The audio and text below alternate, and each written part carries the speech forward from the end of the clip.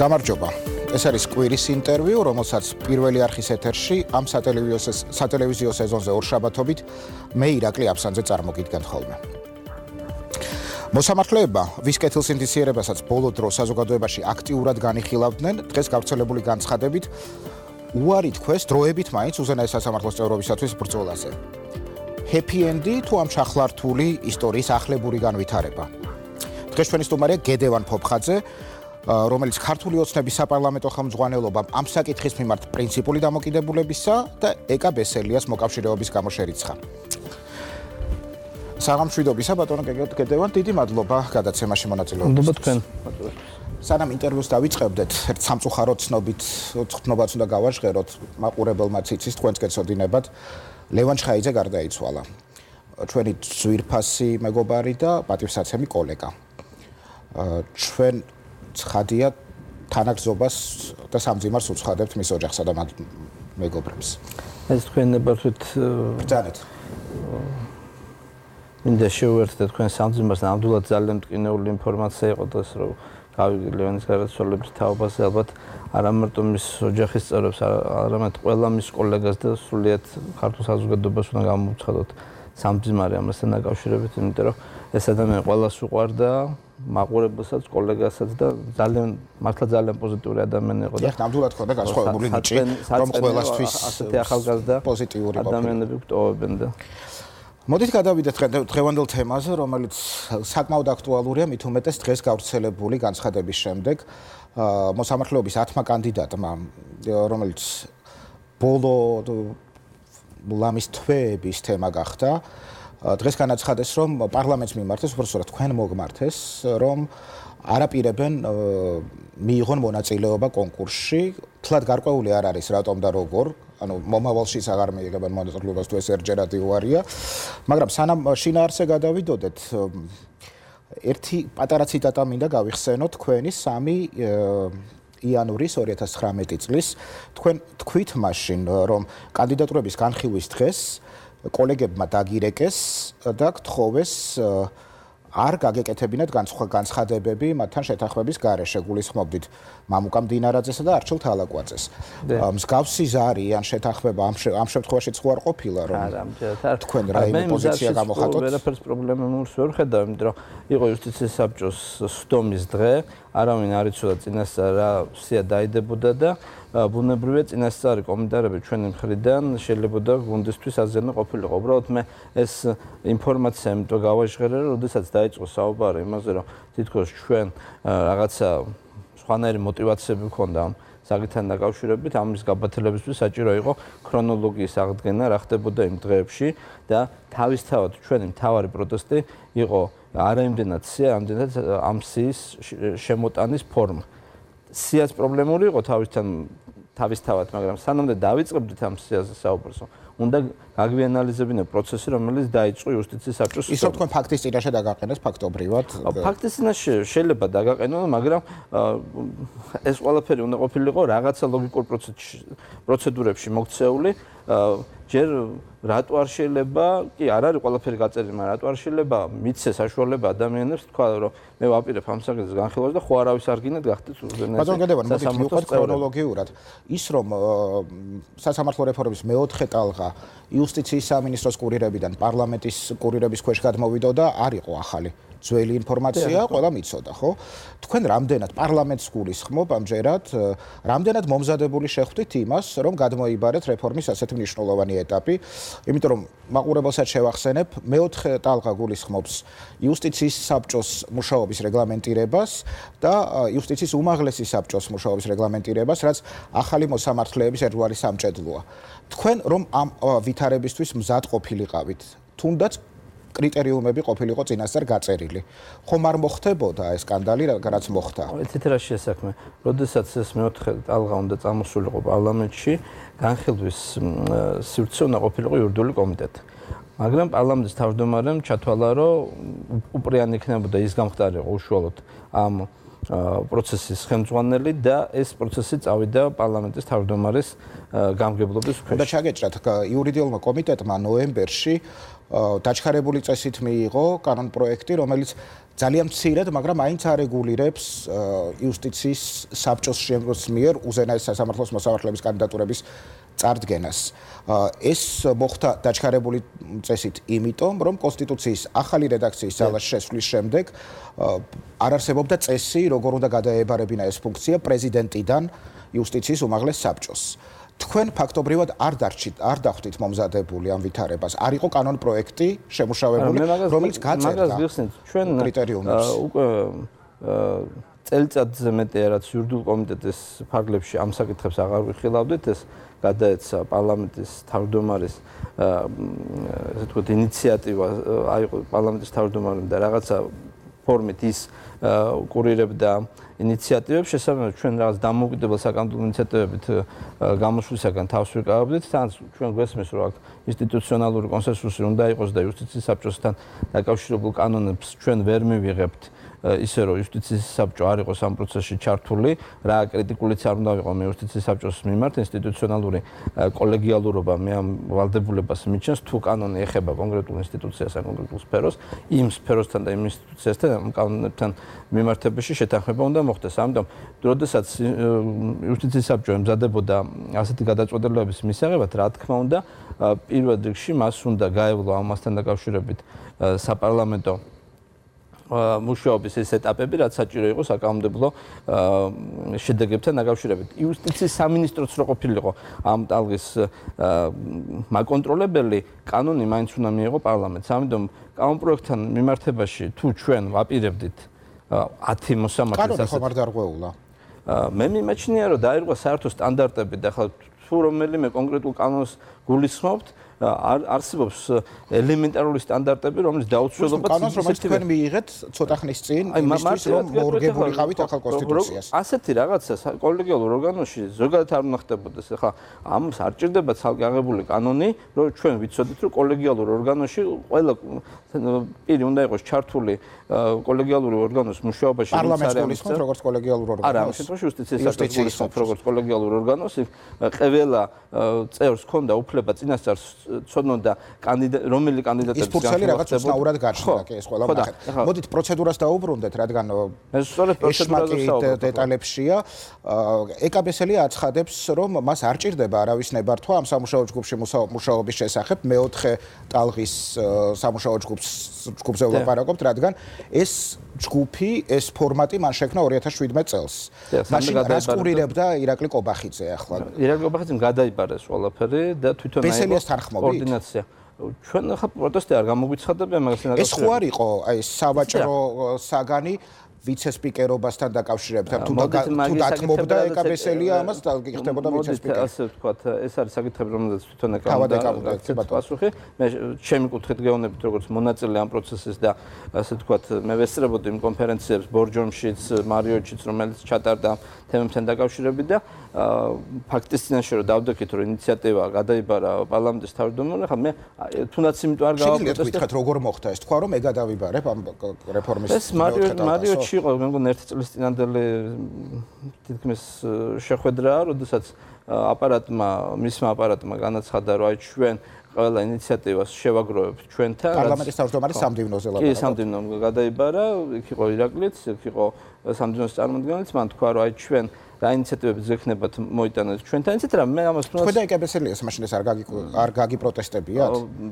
პირადად მე გეტყვით, რომ თუ პარლამენტის თავმჯდომარე რაიმეს კურირებს, ამაში თავისთავად ცუდი არაფერი არ არის, იმიტომ რომ თავისთავად თამასას ზრდის და პარლამენტის თავმჯდომარის სტატუსი ამ შემთხვევაში ნეგატიური ფაქტორი ნამდვილად არ უნდა იყოს. მაშინ თქვენთვის ცხადი არ იყო, რომ ასეთი განსხვავებული პოზიციები გექნებოდათ, თუნდაც რეფორმის ამ ტალღასთან დაკავშირებით. ჩვენი ამოცანა არ იყო ფორმატი სადექნებოდა, ჩვენ პოზიციას ყველგან დავაფიქსირებთ. აი, სულ წაიღონ ახლა და სხვა სახელმწიფოში ჩაატარონ სამუშაო ჯგუფის სხდომები, ხო მე ხო მაინც გამოვთქვავ ჩემს ახლა მე ყოველთვის მოვნახავ იმ ფორმატს, რომელიც მომცემ საშუალებას ჩემი პოზიციის დაფიქსირების პარლამენტის წევრი ვარ და პროცესიდან ბოლომდე ვერავინ ვერ გამომდევნის. აქედან ამიტომ მე არ ვეძებ ამ ფორმატში რაღაცა ეჭვებს. ჩვენი ამოცანა იყო, რომ ხარისხიანი პროდუქტი შექმნილიყო და არც ერთ ეტაპზე არ ქონია ის ინტერესი, რაც მე დაგვაბრალა თქვა იგივე მეთოფიშვილმა, რომელმაც გითხრა თქვენ გინდათ სასამართლო ჩაიდოთ ჯიბეში. ახლა მე სწორად მინდა საზოგადოებამ გაიგოს ეს თავდასხმები, რაც იყო იუსტიციის საბჭოს მხრიდან, იმის მე რაც თვითონ გააკეთეს, მე მიმაჩნია, რომ სწორედ პოლიტიკურად მოტივირებული პოზიციის მანიშნებელია იუსტიციის საბჭოს მხრიდან, რაც მისი საქმიანობის ლეგიტიმაციასაც კი კითხვის ნიშნის ქვემოთ სვამს და ჩვენ არ აგვაქვს ასეთი ამოცანა, რომ მანდამაც ჩვენზე მოვირგოთ ფორმატი. რა ფორმატიც იქნება, იმ ფორმატში მონაწილეობის უფლება გვინდა. ამის გარდა არაფერი. ეს ფორმატი, რომელიც ახლა არსებობს, შეგიძლიათ ცოტა უფრო დაგვიკონკრეტოთ, მაგალითად, ძველი გვარდიის წარმომადგენელი ვინ, ეგრეთ წოდებული ძველი გვარდიის, ახალი მე ჯერ ამ ფორმატში ვერ გავერკვია, მე ველოდები იმას, რომ უმრავლესობის ფარგლებში ჩვენ პოლიტიკური მსჯელობის შესაძლებლობაც გვექნება უახლოეს მომავალში, ვიცი რომ ასეთი შეხვედრა იგეგმება და იქ უნდა გაერკვეს პოლიტიკური ნაწილი ამ პროცესის, იმიტომ რომ ახლა იურისტები ილაპარაკებენ თავის რაღაცა სტანდარტებით და კრიტერიუმებით, მაგრამ ჩვენ პოლიტიკაზეც გვაქვს პრეტენზია, ხო, მარტო პროცედურულ ნიუანსებზე არ გვაქვს საუბარი და ჩვენ უნდა ჩამოყალიბდეთ რა გვინდა საერთოდ სასამართლოსთან მიმართებაში. თუ ჩვენ გვინდა დამოუკიდებელი სასამართლოს სისტემა, სადაც ერთ ჯგუფს არ ექნება გავლენა, რომელიც შეიძლება დამაზარალებელი იყოს არა მარტო სასამართლოს, არამედ მთლიანად ქვეყანაში დემოკრატიის ხარისხისთვის, ერთი მიდგომაა საჭირო. თუ თანხმდებით იმაზე, რომ იყოს ერთი კლანის ხელში ეს ყველაფერი, ოღონდ ეს კლანი ლოიალური იყოს პოლიტიკურ ჩვენს მიმართ, მაშინ სულ სხვა მიდგომაა საჭირო. ამიტომ ჩვენ პრინციპულად უნდა შევთანხმდეთ იმაზე, რა გვინდა სასამართლო სისტემაში. თუ თქვენ გვრიტიშვილი ჩინჩანალაძე მურუსიძის ამ პროცესში მონაწილეობა საფრთხეთ მიგაჩნდათ, რატომ არ გაჩნდა ესეთი მკვეთრი განცხადებები მაშინ, როცა იუსტიციის საბჭო ფორმირდა და მაშინ მოხვდნენ ეს ადამიანები? აი მე ზუსტად იმ კონფერენციაზე შემიძლია ჩემი ფრაზა გითხრათ და ნაზის კარათახსოს ნაზი ჯანეძაშვილს დიახ ჩემი ფრაზა და ეკასაც და ყველას, იმიტომ რომ იქ ამერიკის საბჭოს წარმომადგენლებიც იყო და ევროკავშირის, მე ჩემ ციტატას გეტყვით ერთი წლის წინან და როცა დაიწყო უადო დანიშვნები, მე სწორედ იმ კონფერენციაზე სადაც გადაბარება მოხდა, თქვი ასეთი რაღაცა, რომ ჩვენ დღეს ვდგევართ მეთქი ასეთი ფაქტის წინაშე, სხვა რაღაცებს ვილაპარაკე, მაგრამ ამ ეს ფრაზა იყო ყველაზე მკვეთრი და მაგიტომ გიხსენებ. ჩვენ ვდგავართ ესეთი რეალობის წინაშე, მეთქი, რომ უვადოთ დასაჭერ მოსამართლებს, უვადოთ ნიშნავს იუსტიციის საბჭო. მეთქი ეს ჩემი ფრაზა მათ არ მოეწონათ, ძალიან მკვეთრი. ნუ იქ იყვნენ ჩინჩალაძეც იყო, იქ მურუსიძეც იყო და გულკაშვილიც. კი, ზარდიაშვილი იყო და ვანომაც მისაყვედურა, რომ არასახელმწიფოებრივი ფრაზა იყო და ჩემი მხრიდან არასწორი იყო ასეთი რაღაცის თქვა, მაგრამ მე რაც მიმაჩნდა 2013 წლიდან ვეკუთვნი იმ ჯგუფს, რომელიც ვამტკიცებდით, რომ არ შეიძლება სასამართლოს მიმართ სტანდარტული დამოკიდებულება შევინარჩუნოთ, იმიტომ რომ არასტანდარტული ვითარება იყო 2012 წლის არჩევნების შემდეგ. ჩვენ დავდექით იმ რეალობის წინაშე, რომ ჩვენ ყავდა სასამართლო, რომელმაც უზრუნველყო სააკაშვილის რეჟიმის კანონიერება, გაუპრავა უკაცრავად ამ ჟარგონზე ყველა ის დანაშაული, რასაც ისინი ჩადიოდნენ. ამიტომ ჩვენ ვერ მივდგებოდით სასამართლოს ისე, როგორც მივდექით, ეს არ იყო სწორი. როგორც ჩანს თქვენ ამ თემაზე დიდი ხანია განსხვავებული პოზიცია გაქვთ და მსჯელობთ გუნდში. როგორც მინიმუმ 1 წელია როგორც ბრძანეთ, ხო? არ გიცდიათ ბიძინა ივანიშვილის პოზიციის გაგება, რომ უფრო როგორ გითხრათ, ზურგიანად გეგრძნოთ თავით, თუნდაც თქვენი პოზიციის. ესეთ რა არის, ბატონ ბიძინას თავის პოზიცია ამასთან დაკავშირებით აქვს, თუმცა დიდი ხანია აქვს თუ ეს ახლა გამოჩნდა თუ არა რაღაცა პოზიცია აქვს წერილამდე რომელიც გამოაქვეყნა თქვენ ისოდით მისი პოზიციის შესახებ. ჩვენ ვისაუბრია ამ თემებთან დაკავშირებით ერთ-ერთზეც მათ შორის.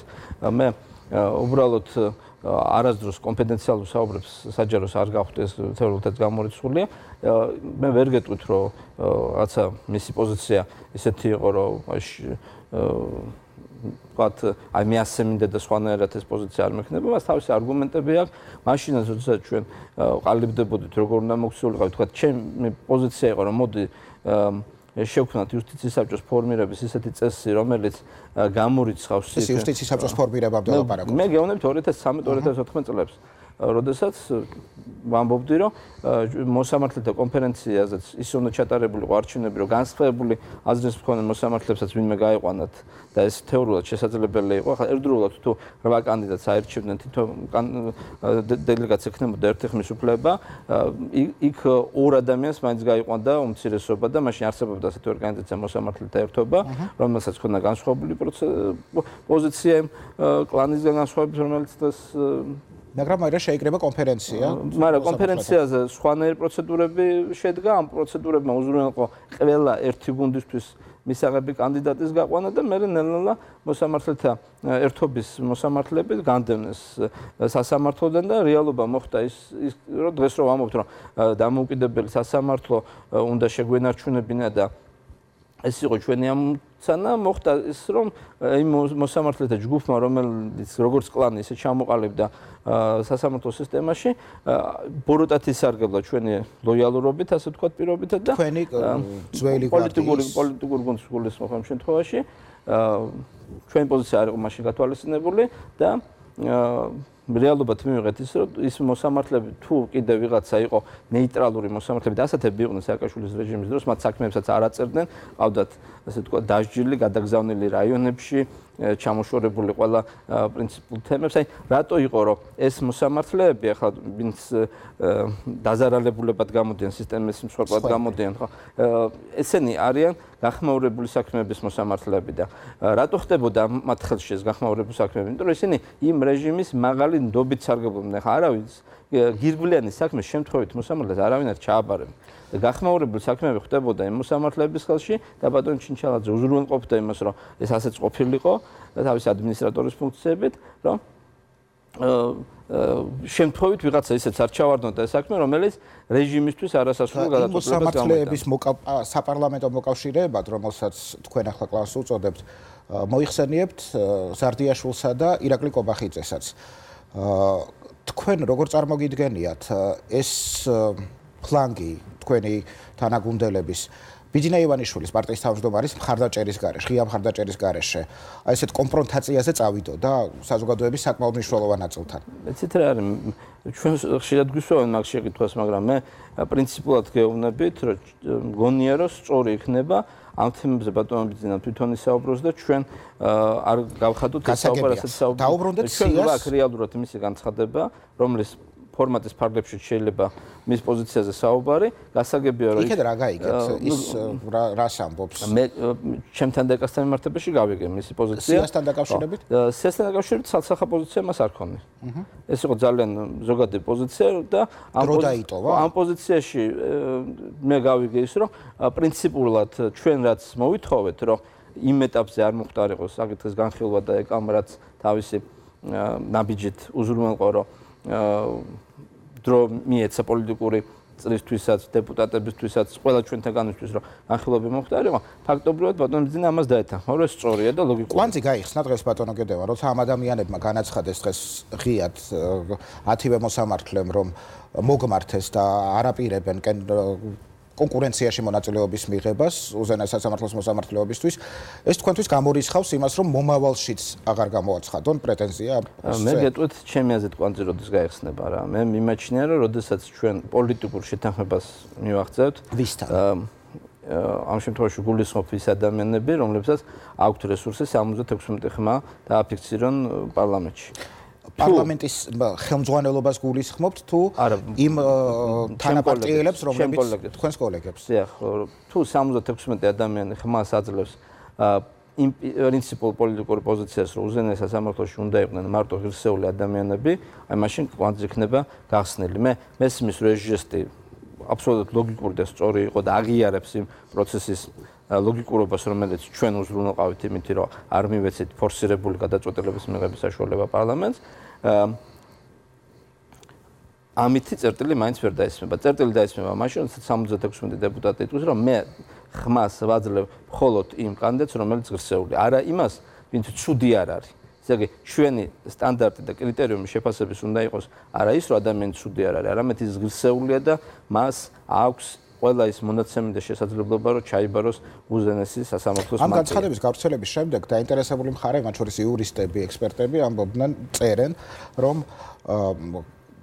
შეიძლება გაჩნდეს იმის საფრთხეც, რომ ეს სია კი იქნას გაწეული ამ სიის მონაწილეები აღარ გახდნენ პრეტენდენტები უზენაეს სასამართლოს მოსამართლეობისა, მაგრამ სამაგიეროდ ჩანაცვლდნენ სხვა მოსამართლეებით, რომელთა ოდიოზურობის შესახებ ჩვენ ნაკლები ინფორმაცია გვაქვს, არ განუხილავთ ესეთი საყოველთაო ცნობილი საქმეები, მაგრამ კეთილსინდისიერებით არ განსხვავდებიან დიდად იმათგან, ვინც ვისაც ამ სიაში აპროტესტებდით. ხედავთ ამ საფრთხეს? იცით რა არის? მე ხედავ ნებისმიერი გადაწყვეტილების დროს ხარვაზე დაშვების საფრთხეს, თუ ეს გადაწყვეტილება მოკლე ვადაში და საზოგადოებისგან ფარულად შეიძლება იყოს მიღებული. დღეს ჩვენ გვაქვს საჯაროების მაღალი ხარისხი. პროცესის მიმართ ყურადღება არის მაქსიმალურად მაღალი. აი, სულ რომ არაფერი წინაპირობა არ ყოფილიყო, ეკაბესელიას გადადგომამ თავისთავად გახადა ძალიან აქტუალური და გაზარდა ამ პროცესისადმი საზოგადოებრივი ყურადღება. მით უმეტეს უზენაეს სასამართლოს მოსამართლეებს ეხება. თუმცა პარლამენტის თავმჯდომარე თქვა, რომ ეს სულ სხვა პროცესია და არა. იცით რა არის? ახლა მე ბევრ საკითხში ირაკლი კობახიძეს არ ვეთანხმები და მოდით არ შევყვეთ ამას გასაგებია საზოგადოებრივი. ირაკლი ვთქვათ ოპონენტის რეჟიმში მაშინ ჩვენ არ ვიქნებით მართალი, რომ ახლა ასე გავაგზავნოთ პასუხები მარჯვენა მარცხნივ ჩვენ კოლეგების მიმართ. ყურადღება ამ პროცესის მიმართ არის დღეს მაქსიმალური. ჩვენ არ ვაპირებთ რომ ეს ყურადღება მოვადუნოთ საზოგადოების მხრიდან და მზათავართ ნებისმიერ დონეზე მივაწოდოთ საზოგადოებას ყველა მისთვის საინტერესო ინფორმაცია. აი ასეთი ფორმატიც ახლა რაც თქვენ გაქვთ, მე მიმაჩნია რომ ზრდის საზოგადოების ყურადღებას და მე მზათავარ ვიყო მაქსიმალურად გულწრფელი, მოგაწოდოთ ყველა ის ინფორმაცია, რაც საშუალებაც მე მაქვს, რომ არაეთიკურობაც არ გამოვიჩინო, რომ არის რაღაც კონფიდენციალური ხასიათის ინფორმაცია, რომელიც გუნდის შიგნით ახალობის პროცესში მიდის და ახლა მე მაგას ვერ გავასაჯორებ, მაგრამ ყველა ის ინფორმაცია, რომელიც უნდა იყოს საზოგადოების ცნობილი, უნდა იყოს საზოგადოების ცნობილი, საზოგადოება უნდა იყოს ამ პროცესში ჩართული და ჩვენ უნდა შევთანხმდეთ, რომ სტანდარტი მოსამართლეების შეფასების არის ღირსება და არა უშავს რა. თქვენ სკეპტიკურად უყურებთ იუსტიციის უმაღლეს საბჭოსაც და გაგიცხადებიათ კიდეც, რომ მომხრე ხართ ისინი ხელახლა ფორმირდნენ ახალი იუსტიციის საბჭოს შეიქმნას. ამისთვის სამართლებრივი მექანიზმი არსებობს? გამოცდილი იურისტები ამ იუსტიციის საბჭოდან ამბობენ, რომ მსგავსი მექანიზმი არ არსებობს. მე მგონი რომ თუ ჩვენ პოლიტიკურ გადაწყვეტილებამდე მივდივართ სამართლებრივი მექანიზმის გამო. თვითონ ხოლმე ისინი არ მიდიან. გასაგებია, მაგრამ ორი კვირის წინ არც განცხადებების უკან გაწანაზე არავინ არ მიდიოდა რა. მე მიმაჩნია აქ არის ორი ფაქტორი საერთობლიობა საჭირო. ერთია პოლიტიკური ნება და მეორე საზოგადოების პოზიცია. თუ საზოგადოებას უნდა რომ ეს იუსტიციის საბჭო არ იყოს, ეს იუსტიციის საბჭო ვეღარ ექნება რა. ჩვენ უნდა შევთანხმდეთ იმაზე, რომ ჩვენ უნდა გამოვნახოთ საზოგადოების სურვილის პოლიტიკური რეალიზაციის სამართლებრივი ფორმა და ის განვახორციელოთ. ეს ჩვენი ვალდებულება. იუსტიციის საბჭოსთან აპროტესტებდა იმას, რაც იქნება. იცით რა არის? მე მგონია რომ მოსახლეობის ძალიან დიდი ნაწილია დღეს ყველა ნამდვილად არ ყოფილა იუსტიციის საბჭოსთან. ყველა რა თქმა უნდა ვერ იქნებოდა. თუ ყველა იქ მივა, ალბათ სახში არავინ არ დარჩება და აქედან გამომდინარე მე მგონია რომ თუ საზოგადოების ნება არის რომ იუსტიციის საბჭოსთან მიმართებაში მოხდეს პრინციპული პოლიტიკური გადაწყვეტილებები, ამის სამართლებრივი ფორმა არათუ გამოინახება, უნდა გამოინახოს, ეს უკვე ჩვენი ვალდებულებაა და ჩვენ ამ ფორმაზე ვიფიქრებთ. მე პირდაპირ გეტყვით, რომ იუსტიციის საბჭომ რაც თქვენ პოლიტიკური გადაწყვეტილებით უნდა აიძულოთ, რომ თვითონ წავიდნენ სახში? არა, სამართლებრივი ფორმასაც გამოვნახავთ მაშინ. ახლა რა, თვითონ განცხადებები ხო გაიტანეს თვითონ. ახლა მე მგონია, რომ ჩვენ უნდა შევთანხმდეთ იმაზე, რომ თუ მოსახლეობას უნდა რომ მე წავიდე, მე უნდა წავიდე. მე თავისუფალი მანდატი მაქვს და პარლამენტიდან წესით მე ვერ გამომიწვევს ვიღაცა. ბატონო გედევან, ნელ-ნელა დასასრულისკენ უნდა წავიდეთ და მოდით გამოსავლის გზაზეც ვილაპარაკოთ. იუსტიციის უმაღლეს საბჭოს არამოსამართლე წევრები ჩვენთან საუბარში ამბობდნენ, რომ ერთ-ერთ ვარიანტად სიტუაციის გაჯანსაღების სასამართლო კორპუსში, მოსამართლეთა კორპუსში, ისინი განიხილავენ ამ სისტემაში ახალი სისხლის, ახალი ადამიანების შესვლის შესაძლებლობას. სასამართლოში, იმიტომ რომ მოსამართლეებისგან უნდა აირჩეს შემდეგ მუდმივი მოსამართლეებიც, იუსტიციის საბჭოს წევრებიც და უზენაეს სასამართლოს წევრებიც. ჯერჯერობით საკმაოდ რთული არის ამ სისტემაში შესვლა. თქვენ ხომ არ განიხილავთ საკანონმდებლო უზრუნველყოფის მექანიზმსაც ამის გახსნილობის სისტემის? მე მგონია რომ ჩვენ სხვა გამოსავალი არ აქვს რა. თუ ჩვენ რეალურ მოცემულობას განვიხილავთ, არა თუ რთულია შეუძლებელია უკვე უცხო ადამიანი მოხვდეს იმ სისტემაში, იმიტომ რომ იუსტიციის საბჭო ირჩევს მოსამართლეებს, ნიშნავს მოსამართლეებს და გვთავაზობს უზენაესი სასამართლოს მოსამართლე კანდიდატებს. თუ მათ ვინმე არ უნდა სამართლებრივად ის იმ სისტემაში საერთოდ ვერ ხვდება. ესე იგი, რეალობა შეიძლება მალე ასეთი იყოს, რომ თავის ოჯახის წევრების გარდა ისინი სასამართლოში აღარავის აღარ შეუშვებენ და მართლა რაღაც კერძო კანტორად შეიძლება ერთი ჯგუფის ჩამოყალიბდეს სასამართლო. მაშინ რა საჭიროა სასწავლო ცენტრები, რაზეც საუბრობდით და ახალი მოსამართლების კანდიდატების აღზრდა, საერთოდ პროფესია ქრება. ვერც ერთი იურისტი ვეღარ შედის ამ სისტემაში, ახლა იკეთება ყველასაც. ალბათ ხო?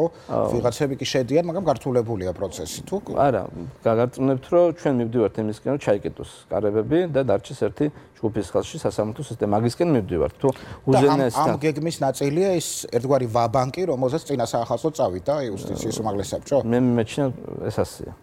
და გონია რომ სწორედ ეს ვაბანკი აყენებს იუსტიციის საბჭოს პოლიტიკურ ლეგიტიმაციას კითხვის ნიშნის ქვემოთ. მაგიტომ გაჩნდა სწორედ ის კითხვები, რაზეც ახლა ჩვენ ვსაუბრობთ, რომ იუსტიციის საბჭოს ასეთი ფორმით არსებობა საერთოდ არ შეიძლება. ამიტომ მე მგონია რომ ჩვენ უნდა შევთანხმდეთ ყველა იმაზე, რომ სისტემა უნდა გაიხსნას ყველა იმ კარგი ღირსეული იურისტისთვის, ვინცაც შეუძლია ჩვენი ქვეყნისთვის და ჩვენი ხალხისთვის უზრუნველყოს ჩქარი და სამართლიანი მართლმსაჯულება და ამ კუთხით უნდა ყველა გავერთენდეთ და ყველა ვიყოთ ერთმანეთთან მოკავშირე. საკმაოდ რთულ ვიწრო ბილიკზე გავლა მოგიწევთ, იმიტომ რომ ახლა თუ კრიტერიუმების შემუშავება არის თქვენი მიზანი, ეს კრიტერიუმები პოლიტიკური ინტერესიდან დაცლილი უნდა იყოს, ცხადია, ხო? ამ დაპირისპირებაში, როგორიც ახლა თქვენს საპარლამენტო უმრავლესობაშია, რამდენად არის მოხერხებადი პროფესიულ ეთიკურ სტანდარტებზე დაყრდნობილი კრიტერიუმები, რომელიც პოლიტიკისგან იქნება დაცლილი. არის ამის შანსი ჯერ კიდევ? მე მგონია, რომ დღეს საზოგადოების ერთი ნაწილი, ვინც ამ საკითხს ძალიან საღად უყურებს, შეიძლება ისე გაერთიანდეს, რომ ერთიან პროექტზე შევჯერდეთ. თუ ასეთ პროექტზე კონსენსუსი შედგა, თქვენ ხედავთ ამ რეზერვს ჯერ კიდევ თქვენს კოლეგებთან თანამშრომლობას. ძალიან დიდი მადლობა. მადლობა. ეს იყო გედევან ფოფხაძის კვირის ინტერვიუ, რომელიც პირველი არხის ეთერში მე ირაკლი აბსანძემ წარმოგიდგინოთ. გადაცემის სრული ჩანაწერი და ჩვენი რედაქტორების მიერ შერჩეული ამონარიდები, როგორც ყოველთვის შეგიძლიათ ნახოთ ვებ-პორტალზე 1tv.g და კვირის ინტერვიუს Facebook გვერდზე. ჩვენ ერთმანეთს მომავალ შაბათს შევხვდებით დროებით.